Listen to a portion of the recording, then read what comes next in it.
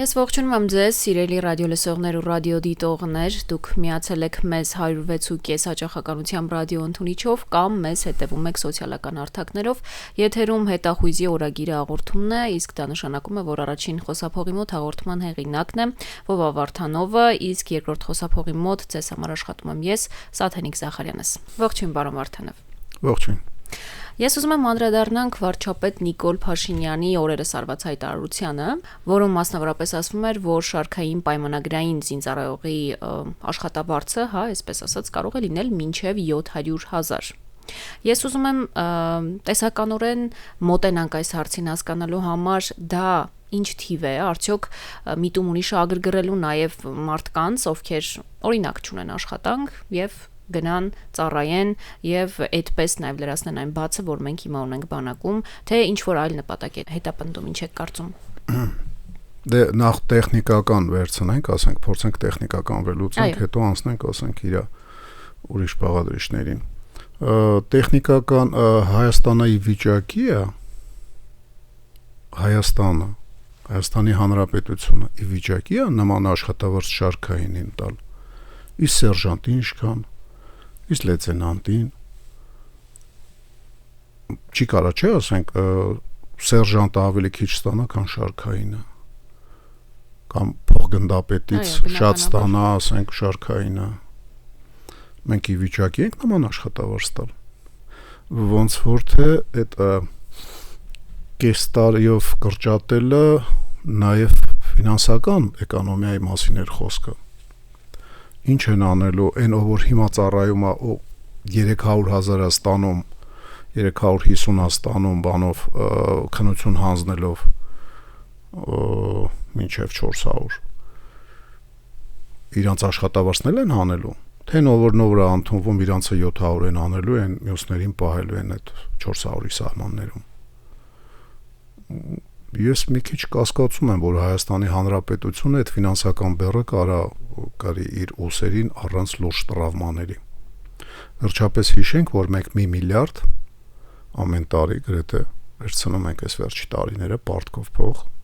նույնիսկ բարձր տոկոսով $700 միլիոն փող ենք վեկալել։ Այդ տեխնիկականը։ Հիմա գանք բանին։ Գիտեք ինչ, շատ ցավալի բան է տեղի ունենում, որ մարդկանց փորձում են փողով երկիր պաշտպանելու ուղարկեն։ Լսել եք ռուսական, ուկրաինական, Ռուսաստանի Դաշնության եւ Ուկրաինայի ռուսները, երբ որ իրար հետ կռվեցին, ուրեմն ռուսական ստանդարտ բան կար, Գրուզ 200, Բեր 200, դա զոհվածների ասենք տենց է կոչվում, որովհետև ժամանակին Աֆղանստանում տենց մարկերովկա եղել, էլի առաջացել, հետո ոնց որ ասած կպավ զոհվածներին, հետո առաջանում է Գրուզ 300-ը եւ հետո հայտնվում է Գրուզ 500-ը։ 300-ը դա վիրավորներն էին, իսկ 500-ը ովքեր էին մեր լսողներին ուղակի տեղեկացնեմ։ Համոզված եմ, որ շատ շատերով հետաքրքրված գիտեն, բայց հսկայական զանգված Հայաստանի Հանրապետության չի իմանում ինչ բան է 500 այդ կադիրովկով 200-ը զոհվածներն են, 300-ը վիրավորված, 500-ը կոնտրակտով պատերազմի դաշտ դուրս գալուց հրաժարվողներն են, որտեվ կոնտրակտի մեջ նման կետ չկա։ Կոնտրակտս լրացավ, 5 օրից լրանում է, չեմ ելնում կռվի դաշտ, 5 օրից լրանում է կոնտրակտս, ոնց ես ինձ ստանում, կամ մի ամսից է լրանում, հիմա եթե տանում ես, հետո ըստ կոնտրակտի պետք է հետ գամ։ Այդ ինչի մասին է խոսում։ Բարձր աշխատավարձներով, ասենք Ռուսաստանի Դաշնության ռեգիոններում տեղեր կային, որ միջին աշխատավարձը $500 քիչ էր, Ռուսաստանի համար դա բավականին ցածր է։ Դա ասենք 40,000 ռուբլի։ Ռեգիոններ կան, որ ասենք շատ-շատերն են նստած խոսքի 15-ից 20,000 ռուբլու վրա, գուբերնատորը իր շքախմբով ստանում են միլիարդներ, այդ բանով միջինը գալիս 440 ամի կերպ դառնում։ Այդ 15000 ստացողը բանակ 100,000-ով գնա ծառայի, բնական է ինքը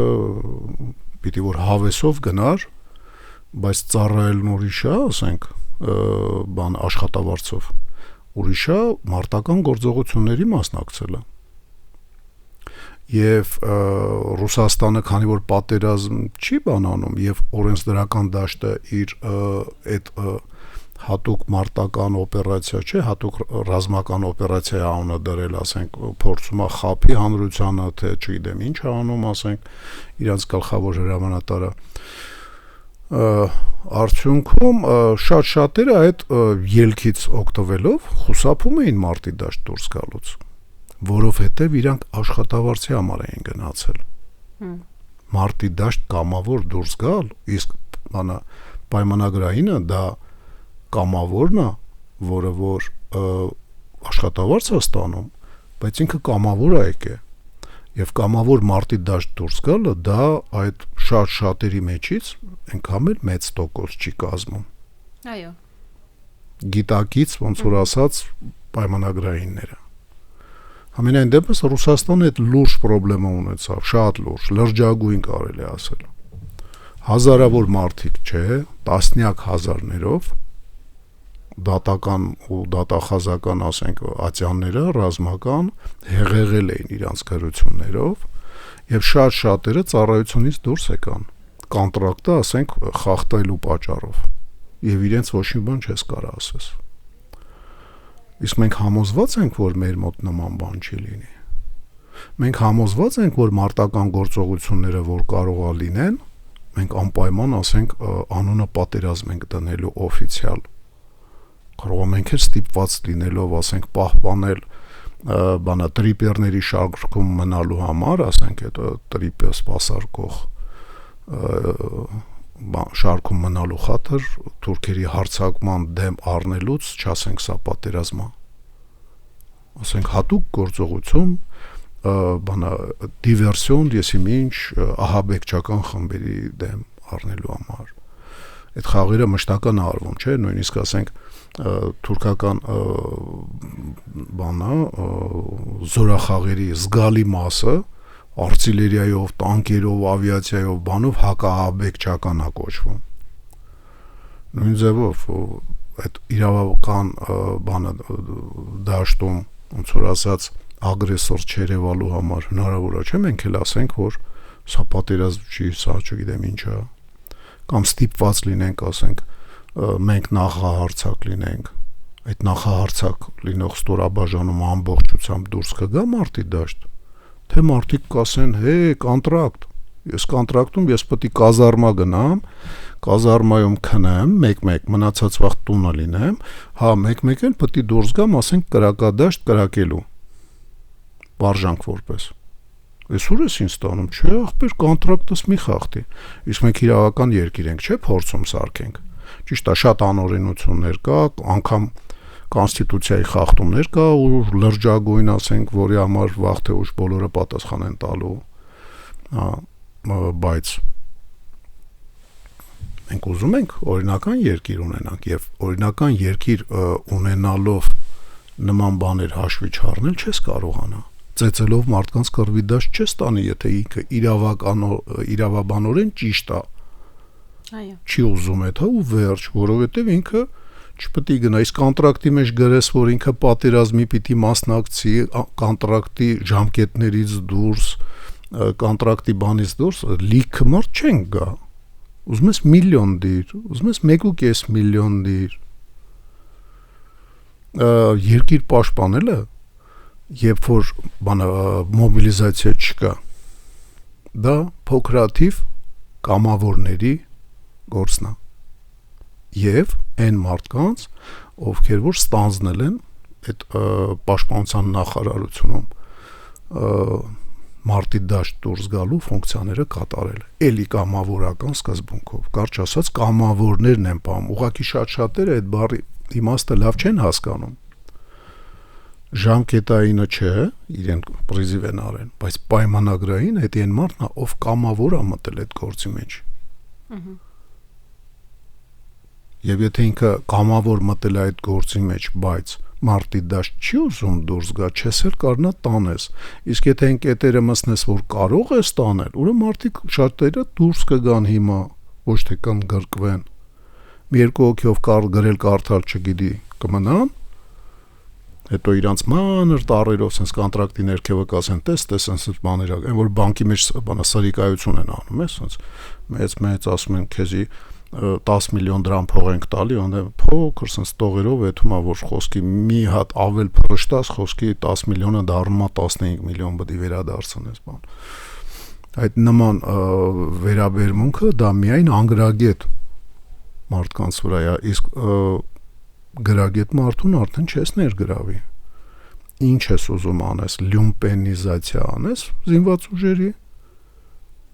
այն մարդկանց հավաքես, ովքեր որ 3-4 դասրանից դպրոց չեն հաճախել եւ նորմալ գրել կարդալ չգիտեն, կարդում են մի կերպ, կարճ ասած, սա լուրջ խնդիրներ է։ Բարոյահոգեբանության վրա աշխատել պետք է բնակչության միանշանակ։ Խաղաղություն ուզում են բոլորը։ Իմ չափ, եթե ինչ որտեղ մարդ կա, ով համազգեստ է հագնում, անկախ դրանից ինքը military style-ի մեջ է, անգլերեն բառեր օգտագործեմ, հազար ներողություն, ուղղակի ասենք ավելի հասկանալի է, թե ի պաշտոնե է համազգեստ հագնում, դա ինքան էլ մեծ քանակ մարդիկ չենք էլի ասենք, որ մտածում ես։ Կարճ ասած, բարոյահոգեբանականի վրա է պետք աշխատել։ Իսկ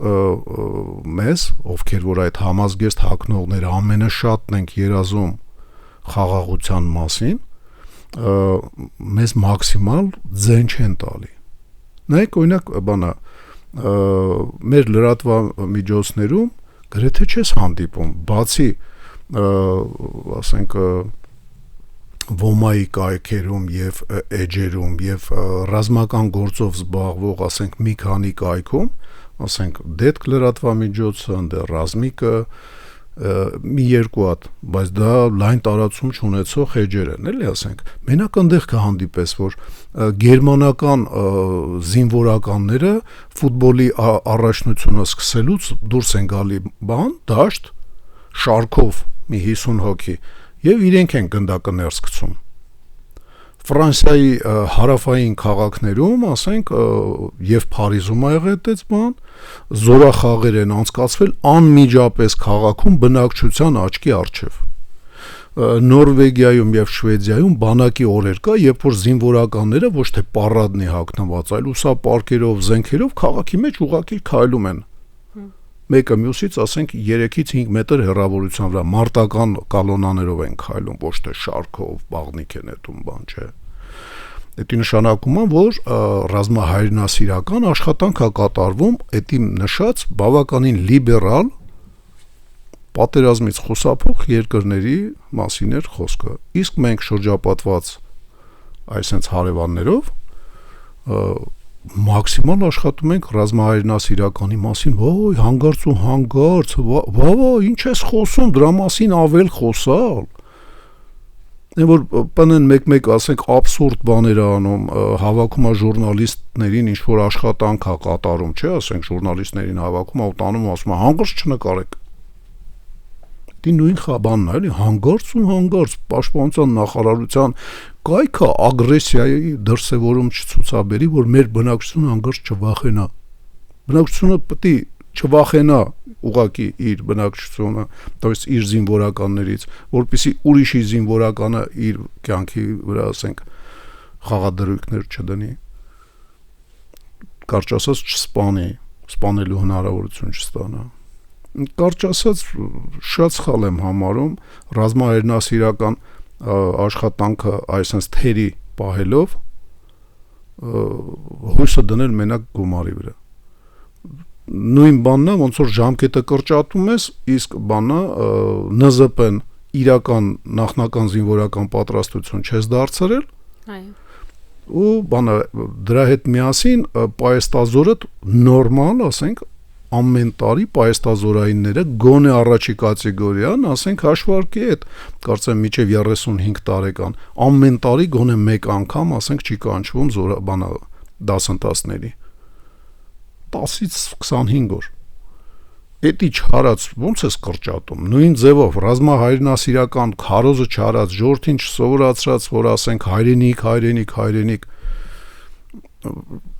ոնց ես բանը պատրաստվում շատացնես միայն գումարով ասեցի դա չի աշխատելու, ուղղակի չի աշխատի, կտեսնեք։ Համենայն դեպս ասենք իրանց պատկերացրած այդ ծրագիրը մշակողների չեմ կարծում, որ առանց ծրագիր առանց մշակված ծրագրի վարչապետը այտենց բան ասել էլի։ Հակառակ դեպքում դա вообще կաշմար է ստացվում։ Նման թեմաներով ուղղակի երկրի ղեկավարը նախադասություն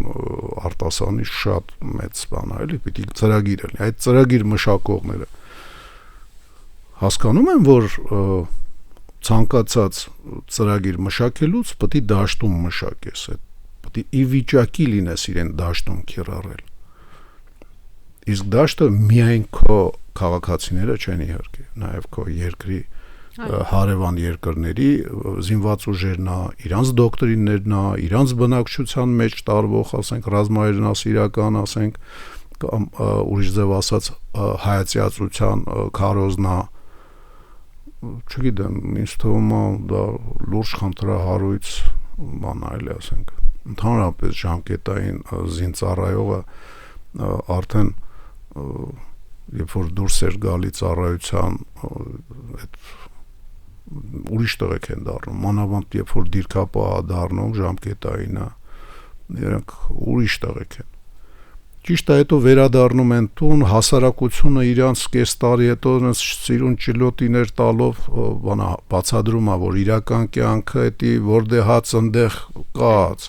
ուրենին ու բարդին ամեն մարդ իրա դարդին, ու այսինքն ստոր տարբեր բաներ մտցնում են իր գլխի մեջ, բայց դիրքերում որտեղ ասենք 8-ից 10 հոգի իրար հետ հակառակորդի աչքերին, պրիցելին նայելով, ասենք, դա ուրիշ տղեկ են, դա բարձանք է մեր ազգի համար, ուղղակի մենք այնքան ապուշ պահվածք ունենք, ճիշտ է խոսանք, երկրում ընդհանուր բոլորիս կողմից էլի, չենք պահպանում այն ինչ իրական արժեք ունի, ընկել ենք կեղծ արժեքների հետևից, իրական արժեքը դա դիրքապահն է, իրական արժեքը դա կամավորն է։ Իսկ պարոն Վարդանով, ինչ եք կարծում, եթե մենք ունենք, հա, այդ բյուջեն, որ կարողանանք պայմանագրային շարքային զինծառայողին մինչև 700,000 վճարել, ապա ավելի նպատակահարմար չի լինի դա զենքի գնման ուղղել, հագեցնել նորագույն տեխնոլոգիաներով, որպեսզի լինենք պաշտպանված եւ կարողանանք առավելագույնս մեզ պաշտպանել այն դեպքերում, երբ որ հարձակում կլինի, ինչը չի բացառվում։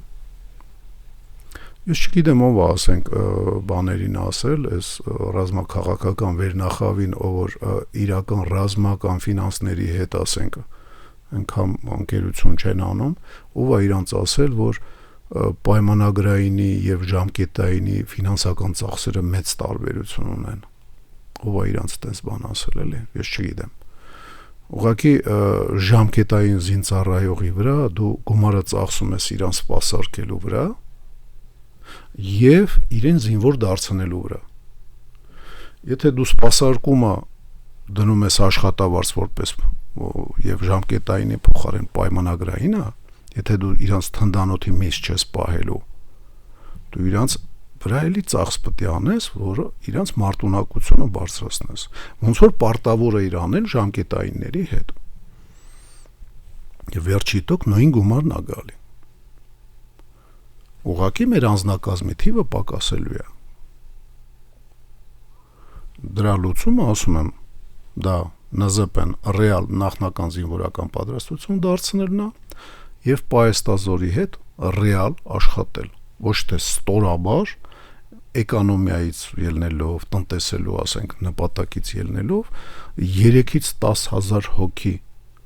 ողջ մնալու շանսերը բարձրացնես, այն դեպքում, որ ունես 350,000 հոգի դրա կարիքը ունեցող մարդկանց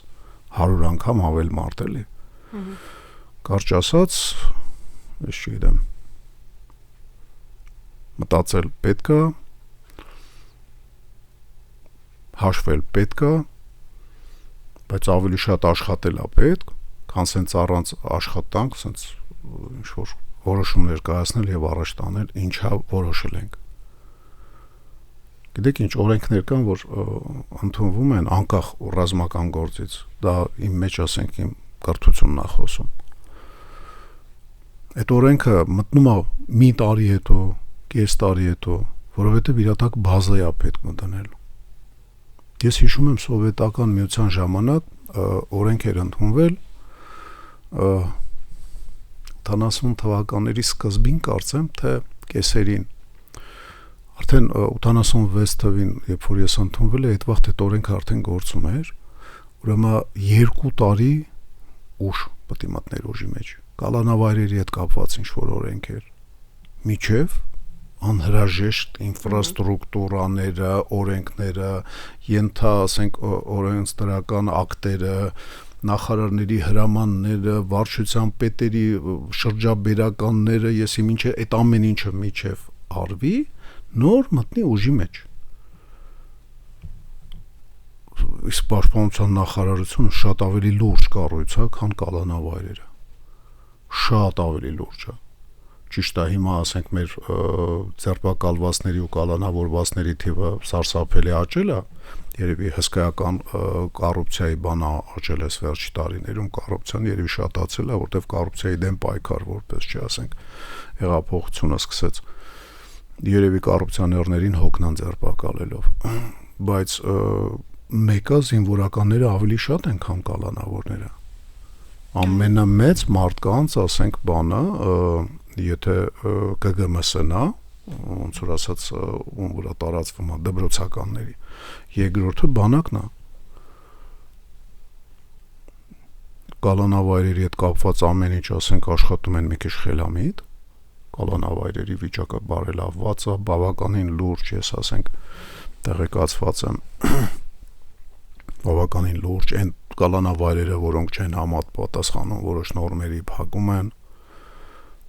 իսկ զինվորական գործով զբաղվող, կյանքը վտանգող, ոչ թե պաշտպանյալներ կալանավայրերում, այլ կյանքը վտանգող զինվորականների հետ կապված որոշումները չապահովված են ընդունվում, մի քիչ խելամիտ չի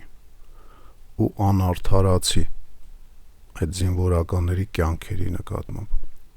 Պարոն Վարդանով, մեր եթերը ժամանակին քիչ է մնացել, բայց ես ուզում եմ մենք անդրադարձ կատարենք նոյեմբերի 5-ին, որը հետախույզների օրն էր, եւ ես ձեզ օգտագործելով այս հնարավորությունը ուզում եմ շնորհավորել։ Շնորհակալություն։ Եվ ճիշտ է, մենք վերջը շատ ենք խոսում հետախուզությունից, հատկապես Հայաստանում, բայց ինչ ասելիք ունեք այսօրվա կապակցությամբ, այսքանով ավարտենք։ Դե նոյեմբերի 5-ը անցել է, ես Facebook-ում շնորհավորել եմ իմ անունից, մաղթել եմ գլխավորը, հետախույզները միշտ ամփորձանք տուն վերադառնան։ Դա հետախույզի համար ամենակարևորն է։ Ինչ վերաբերում է մեր հետախուզության, ռազմական հետախուզության մասով, ռազմական հետախույզները հայկական միշտ լավն են եղել։ Միշտ լավն են եղել ու պրոբլեմները եղել են միշտ ավելի շատ ղեկավար օղակում, քան հետախույզների։ Հետախույզը գիտակցելով, որ իր կյանքը վտանգվում է, բան ինքը պետք է լավ պարապի, որ այդ ոնց որ ասած աշխատանքները կատարելուց կեղտի մեջ հանգարց հայտնվավ, կարողանա այդ կեղտից դուրս գա։ Բայց այն մարդիկ, ովքեր որ ապահովում են, որ իր գլխին կեղտը տոնաներով չլցվի, այլ 2 կիլո ոտի տակ հայտնվի մի կերպ։ Այդ մարդիկ միշտ չի, որ կարողանում են դա ապահովել ու պատճառը ոչ թե իրանց կվալիֆիկացիայի բարձր ցածր լինելն է, դա համակարգ է։ Այլ միշտ թերագնահատվել է սովետական միությունում բանից հետո, երկրորդ համաշխարհայինից հետո, կամ ոնց որ սովետում էին ասում մեծ հայրենականից հետո, ռազմական հետախուզությունը պարբերաբար կամ ածկամած sense գործողություններ տեսավ, որը թույլատրեց իր ֆունկցիաները եւ ռազմական հետախուզության ագենտուրան քիչ թե շատ աշխատում էր, որ ասում էին KGB-ի անվան տակ գրուն գործ անում տարբեր լրտեսներով, բաներով, բայց բանակում հետախուզությունը կամաց-կամաց սկսեց թուլանալ։ Թուլանալ մարդկանց շտատերը, հաստիկները փոքրացան, պիխոտայից մարդ էր գալի, որ հետախուզությունից ընդհանրապես մարդ չուներ ու զորամասի հրամանատար էր նշանակվում, որովհետև ինչ-որ մեկին հաճելի մարդ էր։ Խոսքի օրինակ մի 20 տարի առաջ հետախուզական գումարտակ եմ գնացել բանում Սյունիքում գտնված կապանջը հասած եւ զորամասի հրամանատարի հետ իմացա, որ մի քանի ամիս այնչ նշանակվել է սովորական հետևակային սպայա։ Իսկ ինքը կորպուսի հետախուզությունը դա սպեցնազ է։ Այդտենց վերաբերվելը կա նաև, ասենք, կար Սովետում, ուղղակի Սովետում Իվաշուտինի մահանալուց հետո դա սկսեց, որտեղ Իվաշուտինը բավականին ուժեղ էր, գռուի պետը մինչև 80-ական թվականների կեսերը մոտավորապես։ Իսկ մենք հենց գլխանց դա ворթեգրեցինք, հենց գլխանց։ Դա ճիշտ մոտեցում չի։ Իհարկե կադրերի պակաս կա, բան կա, բայց կադրերը պետք է տակից աճացնես այդ վարչության մեջ։ Այո, ոնց որ ավիացիայի վարչության պետ դնես, ասենք, արտիլերիստին։ Երկուսն է գրագետ, ասենք, մարդկանցից են բաղկացած, որովհետև հաշվարկներ կա, բան կա, բայց սպეციფიკան շատ տարբեր է։ Եթե վեկալենք, ասենք, ուրիշ ազգերի փորձերը, նացիստական Գերմանիան, որը ամենաուժեղ բանակը դարավ Եվրոպայի, ասենք, 10 տարվա մեջ, շատ լավ օրինակ է։ Այնտեղ կային դեպքեր, այո, բայց ոնց։ Խոսքը օրինակ նույն Ռոմելը բանից է սկսե, հետևակից է սկսե, հետո տանկային գեներալադար է։ Բայց ինքը արդեն բան աճել էր, ունեցել էր կավալերիայի հետ շփումներ, իսկ տանկային զորքերը կավալերիայի գործերն էին անում, հեծելազորի գործն էին անում։ Այդտենց բացառություններ, ասենք, շատ քիչ է լինում։ Հիմնականում մարդիկ աճում են իրենց զորքի տեսակի մեջ։ Իզուր չէր ցարական Ռուսաստանում գեներալ ատ կավալերի, գեներալ ատ ինֆանտերի ու տեղից է սա չէ, եկել ես հանդեղի գեներալ ես դառը։ Ես մաղթում եմ, ասենք, մի բան էլ ավելացնեմ, անփորձանք թող միշտ տուն վերադառնան տղաները եւ պետությունը մի քիչ ավելի լուրջ նայի նախարարություններ եւ այդ վարչությունը ուժեղացվի, թե կադրերով, թե ֆինանսներով, որ այդ անփորձանք տուն վերադառնալը վարչությունը կարողանա կազմակերպի։ Շնորհակալություն պարոն Վարդանով սրույցի համար։ Ես մեր ռադիո լսողներին ու ռադիոդիտողներին հիշեցնեմ, որ եթերում հետախույզի օրագիրը հաղորդումներ, իսկ դուք շարունակեք մեզ լսել։